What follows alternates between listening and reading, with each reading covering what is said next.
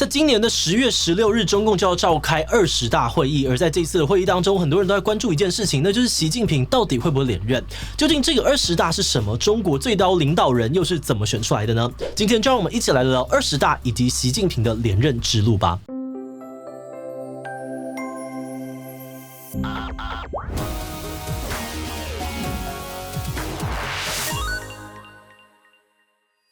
Hello， 大家好，我是志祺。这次要召开的20大全名是中国共产党第20次全国代表大会。顾名思义就是中国共产党要找全国的党代表来开会。这个会议每5年开一次，开会时间呢大概会持续1个星期左右，最终会选出下一任的国家领导人。根据媒体报道，习近平非常看重这一次20大，他前阵子难得出访却提早回国，许多人认为呢，就是为了要回来确保他能够顺利的连任。如果他顺利连任，就会突破过去只能够当2任的惯例，成为任期仅次于毛泽东的国家领导人，不止权力可能更加的集中台海冲突甚至美中对峙的态势都有可能会变得更加的严峻，也因此许多国际媒体都非常关心习近平会不会连任。究竟在中国的政治体制之下，新的国家领导人是怎么选出来的？还有为什么很多媒体会推测习近平几乎是确定会连任了呢？在正式开始讨论这些问题之前，先让我们进行一段工商服务时间。造血干细胞捐赠是很多血液相关疾病患者的一线生机。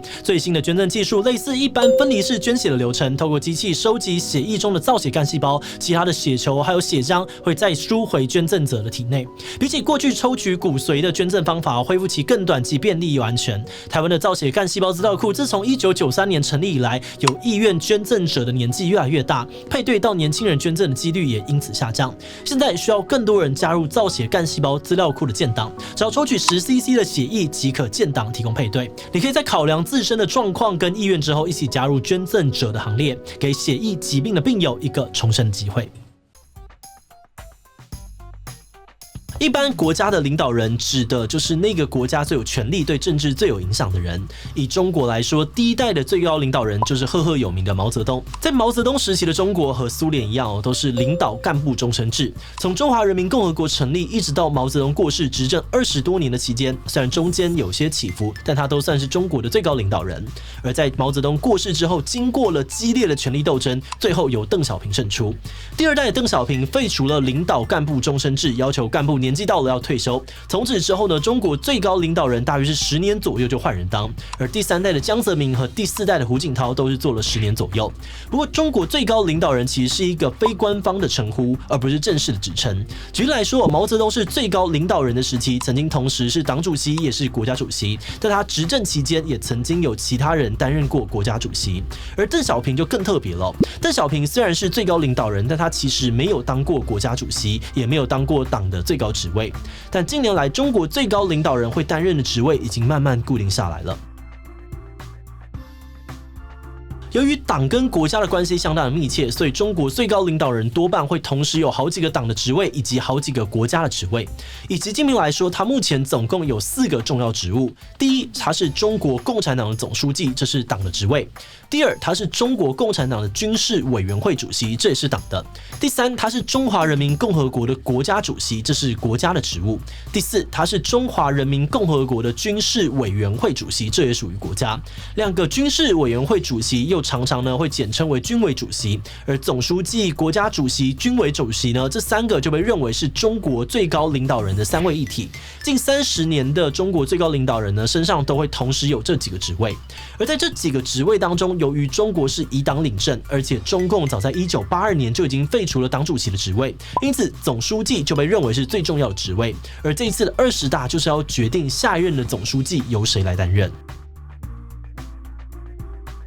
10月16日即将要召开的20大会议，就是中国共产党要找全中国的党代表，总共约2300位代表来北京开会。而这2300名的党代表呢，是在最近半年内从全国党员当中挑选出来的。最一开始呢，是由各选区提出候选名单，再由各个选区进行投票。这些呢，多半呢都是同额竞选，也有小部分呢是差额竞选。所以习近平连任的第一步呢，就是要当选20大代表。目前所有的党代表都已经选出来了，而习近平呢，这一次是在广西西的选区，以100%的得票率当选，成为了20大代表。而连任的第二步，则是要连任中央委员。在20大的开会期间，全国代表呢会选出中央委员跟中央候补委员，人数加起来大约是400人。而至于下一步，则是要在20大一中全会进行。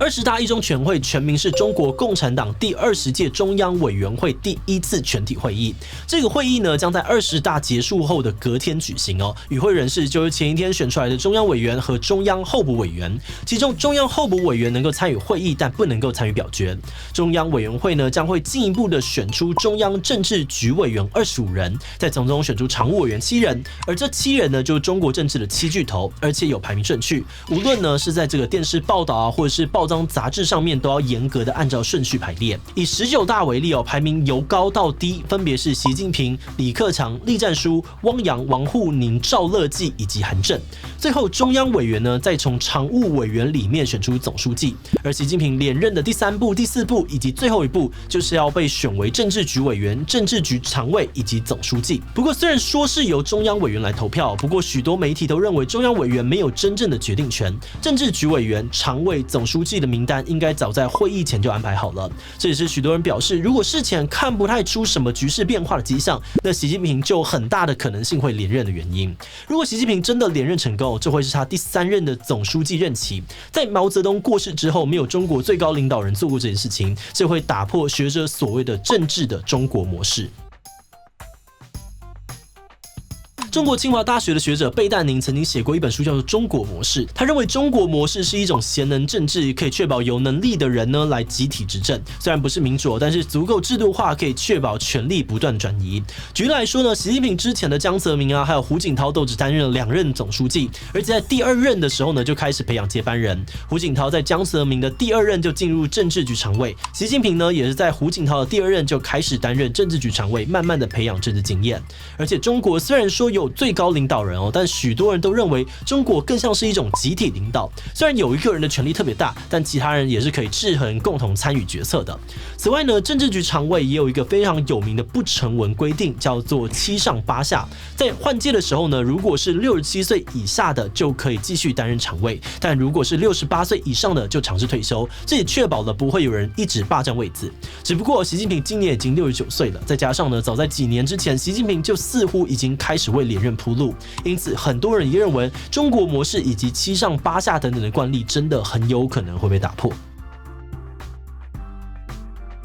事实上呢，从2017年的19大开始，许多媒体就认为习近平应该会突破惯例，寻求第3任。这个观察主要是因为当时的政治局常委里面没有人看起来是接班人。过去的接班人呢，大概在50几岁的时候就会选上政治局常委。以习近平来说，他当年呢是54岁选上的，可是呢，上一届的19大的政治局常委呢，却全部都已经60几岁，没有人看起来像是接班人。后来2018年时，习近平宣布取消了国家主席的任期限制。前面提到最高领导人3位一体，总书记、国家主席跟军委主席，只有国家主席呢有连任1次的限制，另外2个职位都没有。因此，这个动作呢，也被认为是习近平想要继续连任，维持3位一体的迹象。而这一次的20大还有另外一个看点哦，就是如果习近平真的连任了，政治局常委里面会不会出现可能接班人？如果有，代表习近平可能只是多连任1届；如果没有，习近平会不会继续的当下去，甚至终身执政，可能就很难说了。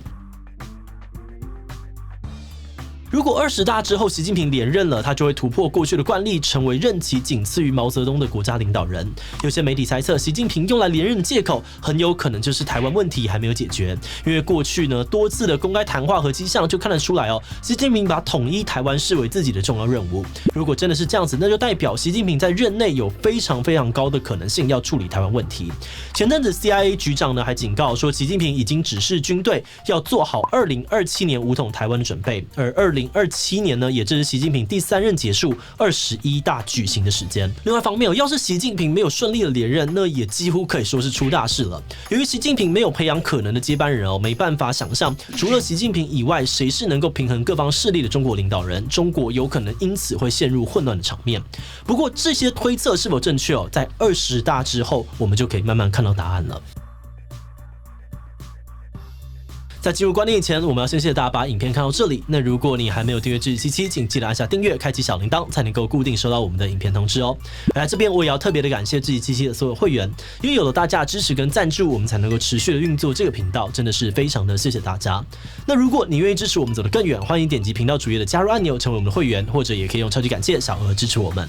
那话说回来哦，在看了许多20大相关的报道之后，我们终于能够理解为什么多数的媒体会认为习近平连任的可能性很高，权力也可能越来越集中在他身上。一个人在权力大位上面坐越久，他越可能跟真正的基层人民的声音脱节，也有可能会越来越听不到真心的建议。如果真的是这样子的话呢，中国对于香港、台湾跟美国的政策也有越高的可能性会逐渐的走向极端。也许就会有那么一天，我们需要更加认真的去思考如何守护家园的问题。这也是我们认为这虽然不是台湾的政治大事，但也是必须要关注这件事情的原因。那最后呢，我们也想来问大家你认为习近平应该要继续连任吗？应该在习近平领导之下，中国还是有很多的进步可以让他继续执政，比不应该应该要按照过去的惯例让其他人来担任中国的国家领导人。其实不应该近几年习近平执政下面的中国出现了很多问题，还是不要比较好。觉得是谁执政都没有差跟美中还有台海的竞争关系可能都不会消灭。其他留言分享你的想法吧，也欢迎呢中国的观众留言跟我们分享你们的看法哦。